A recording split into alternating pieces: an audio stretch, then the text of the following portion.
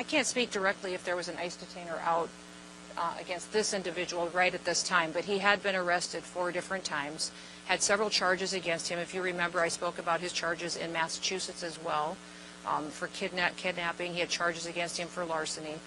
This individual should have been deported and never been in this country, and that is one of the individuals that should have been prosecuted for his crimes, and then he would have been on our radar and we would have been able to remove him. And if I could, there was a detainer, but the issue, as the Secretary said, he was arrested at least 3 or 4 times by NYPD. Well, they're not allowed to work with ICE on your sanctuary city policies. That's what the Secretary's getting to. Cops should be working with the cops. This should be a nonpartisan issue. Cops working with the cops keep New York safe. We're not asking them to be immigration officers.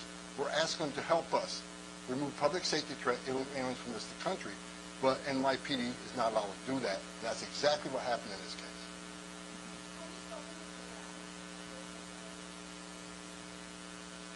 We have spoken with him about the policies before and asked him to change those policies. There's times that the NYPD, and I believe that's still in place, that if one of our officers is in jeopardy, they're still backing us up on that, but not doing operations with us, which does happen in many other cities and other jurisdictions. We wish we had that kind of partnership with Mayor Adams, and I know you guys have got a leadership election in this country, or in this city, that's going to be happening soon. Boy, start looking at the candidates today and see which one is going to start making this city safer.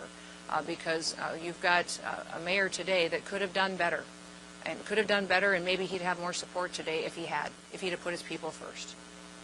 If you look at Commander Shell of NYPD did an op-ed last night that I read, and I saw him on an interview this morning.